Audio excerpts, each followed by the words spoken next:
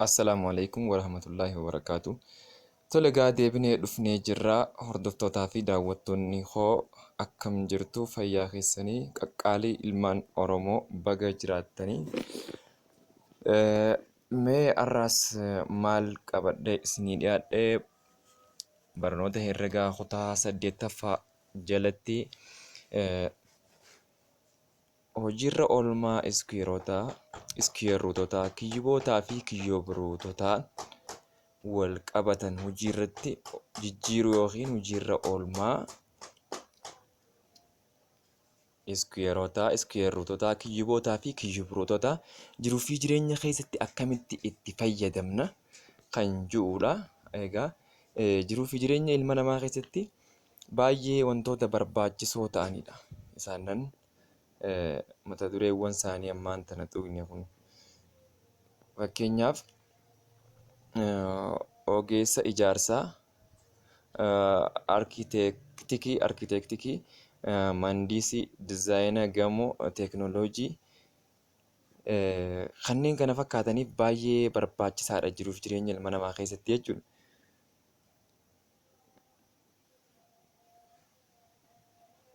Akkasuma jiruu fi jireenya keessatti baay'ee barbaachisoo kan ta'an tiyooremii paayitaagoraas fayyadamuun beekumsi iskweerotaa fi iskweeruutotaa murteessaadha jechuudha.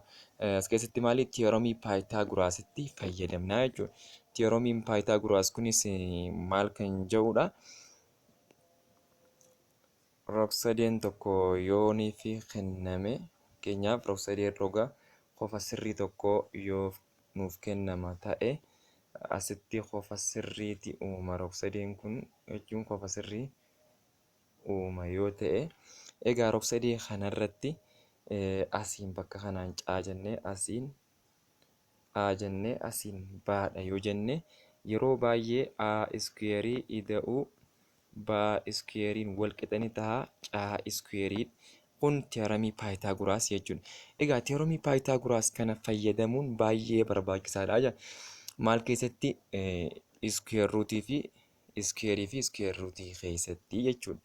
Meegaan asumaan ammallee fakkeenya kennamee jiru kana yoo ilaalle fakkeenya 22 kan jiru namni tokko koortoo yookiin solloma kan jedhamu jechuudha. Solloma yookiin masalaalallee ni jedhama. Iddoo tokko tokkotti fayyadameeti mana jireenya isaa halluu dibuu barbaade jedha. Dheerinni olee dhaaba manaa kana hundee isaa irraa hamma koortoo dhaaba kanaatti hirkateetti 6 meetiraadha jedha. Fageenyi hundee mukichaa, hundee manichaa fi miila koortoo lafa tuqee gidduu jiru 8 meetira yoo ta'e dheerina koortoo kanaa barbaadi jedha. Kanas yoo nufi barbaannu haala akkamiitiin barbaanna? Mee isinitti haa agarsiisu. Fakkeenyaaf akka kanatti yoo ilaallu asiin akkanatti ol hirkatee kan jiru kuni akkana ol hirkatee kan jiru kun solloma yookiin koortoo mana ittiin koranii kan nuti barbaannus amma isa kana barbaanna. Isa kana hin beeknu waan ta'eef dheerina isaa barbaanna. Dheerinni dhaabaa kun garuu asiin dhaabni manaa 6 meetira dheerata.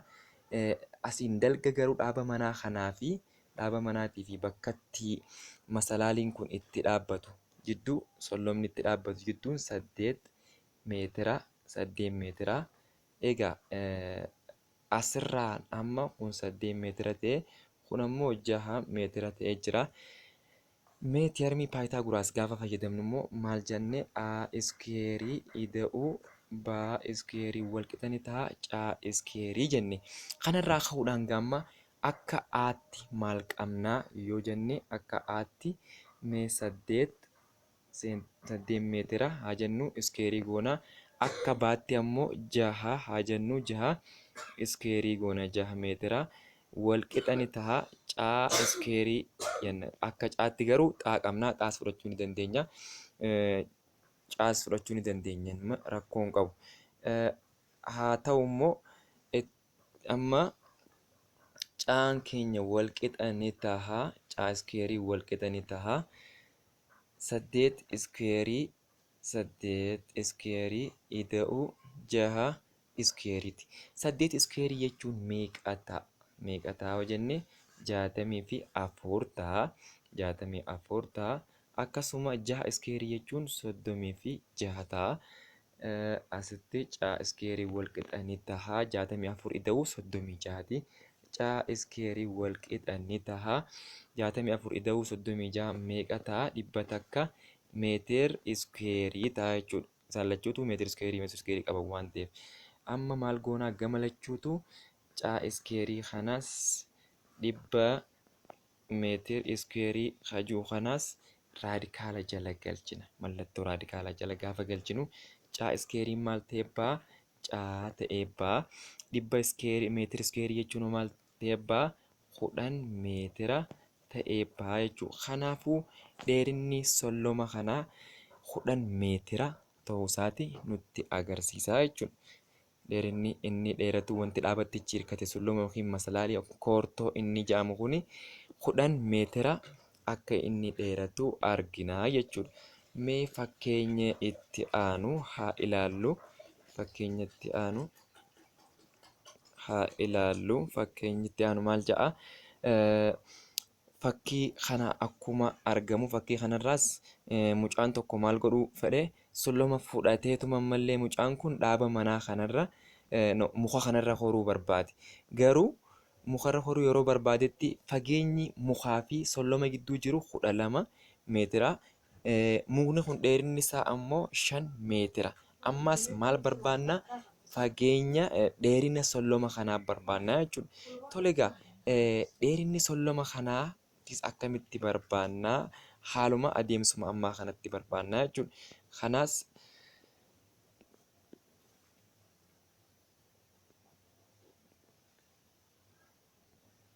inni kun ol qajeelee kan jiru mukaa jennu, dalgi kun ammoo fageenya sollomaa fi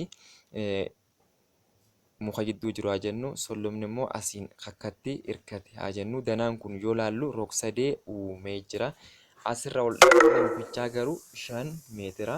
Asiin dalga kana immoo 12 meetira jechuu fageenyi muka kanaa fi hundee sollomaa gidduu jirtu. Egaa asirra dhaabbannee ammas akkuma teeramii paayitaaguraas jedhutti teeramiin paayitaaguraas a iskeeriin ida'uu baa iskeerii walqixa caa iskeerii kan jedhu irra dhaabbannee 5 iskeerii 5 meetira iskeerii ida'uun 12 meetira iskeerii walqixa ni taha. Caa iskeerii jenna. Caa iskeerii kana booddee 5 iskeerii jechuun 25 meetir iskeerii taha. Ida'uu 12 iskeerii jechuun ammoo 144 meetir iskeerii taha walqixa caa iskeerii jenna mallee. Isa kana yoo iddoo as jijjiirree caa iskeerii walqixa ni taha. Caa iskeerii walqixa ni taha. 25 ida'uun 44,169 meetir iskeeriidha. Amma maal goonaa? Caa iskeerii walqixa ni taha. 169 meetir iskeerii hajuu kana gama lachuutu raadikaala jala galchinaa jechuudha. Yeroo kanatti caanis raadikaala jalaa ni baha. Caa iskeeriin caa ta'ee baha. 169 ammoo 13 meetira ta'ee baha. Kanaaf dheerinni solloma kanaa 13 meetira ta'uu isaatiin nutti agarsiisa. Kanas danaan kun danaa rog-sadeetti akka deebi'e nu agarsiisa. Rog-sadeetti kan deebi'e ta'uu isaa nu agarsiisa. Danaa rog-sadee kanarratti roga isa dheeraan walqixa ni taha. Ida'ama iskeerii roga isa dheeraa walqixa ni taha. Ida'ama iskeerii rogoota kaanii akka inni ta'e nutti agarsiisa jechuudha. Mee fakkeenyi itti aanu ammoo waa'ee kiyuubiiti. Fakkeenyi itti aanu kiyuubiidhaa wajjin kan wal qabatudha. Akkuma fakkeenya kanarraa ilaallee agarrutti kiyuubii fakkii armaan gadii kennameef qabee isaa barbaadii jaa. Mee qabee isaa yoo barbaannus kiyyubii jechuun danaa rogni isaa sadeen wal qixxee ta'e jechuudha. Qabee tokko gaafa barbaannu gaamma qabee isaa gaafa barbaannu dheerina qarqaroota kiyyubii tokkoon tokko isaanii wal qixxeedha.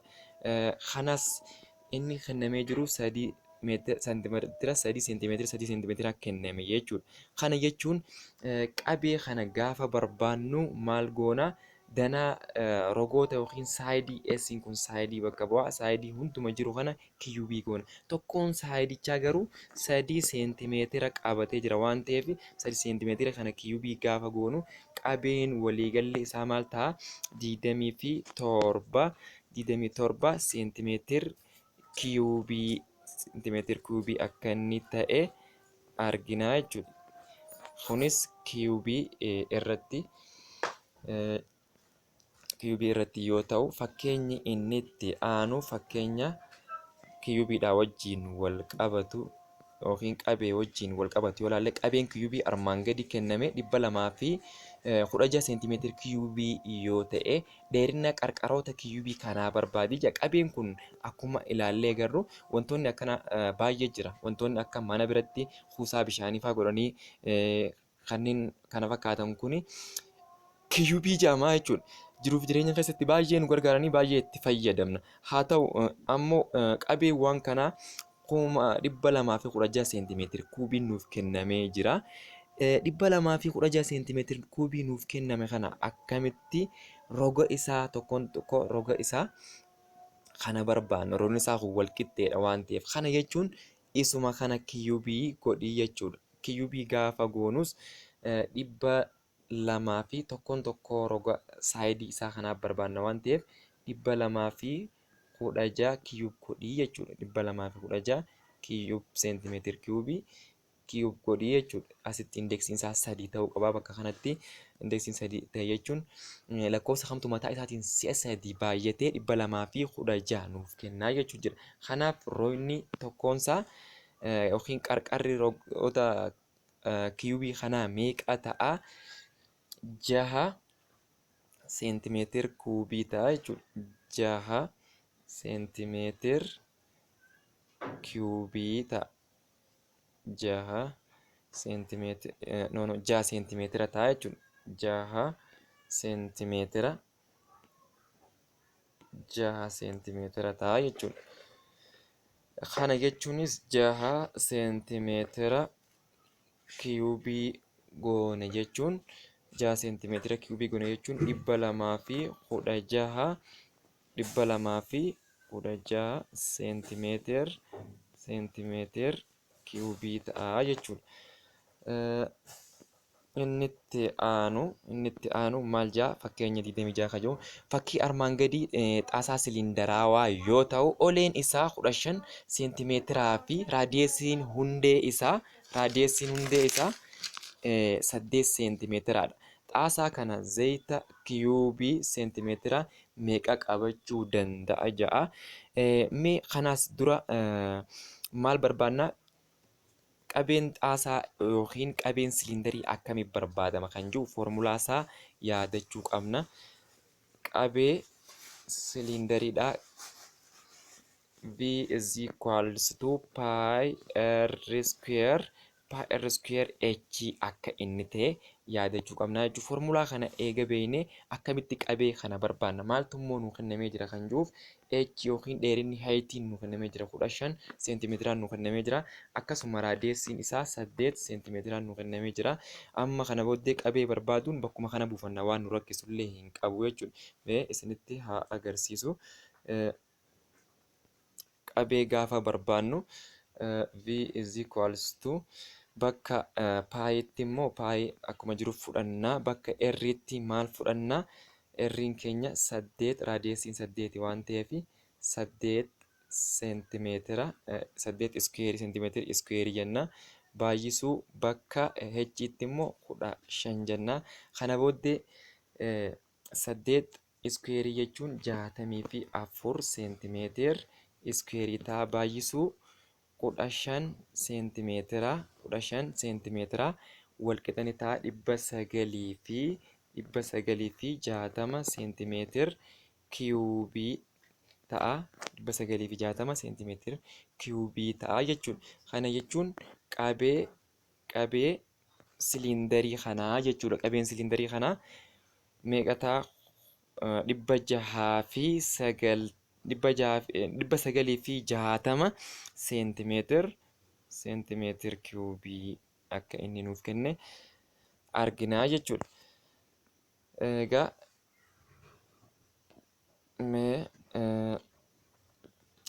tole egaa hanga mata duree itti aanuun walitti deebinutti har'aaf asuma irratti dhaabna. Mata duree itti aanu gilgaalota jiran isiniif hojjechuudhaaf yeroo gabaabaa booda boqonnaa 3 kan eegallu taha. Hanga mata duree itti aanu walitti deebinutti nagaannaaf turaa, nagaannaaf jiraadhaa. Galatooma asuma irra dhaabna.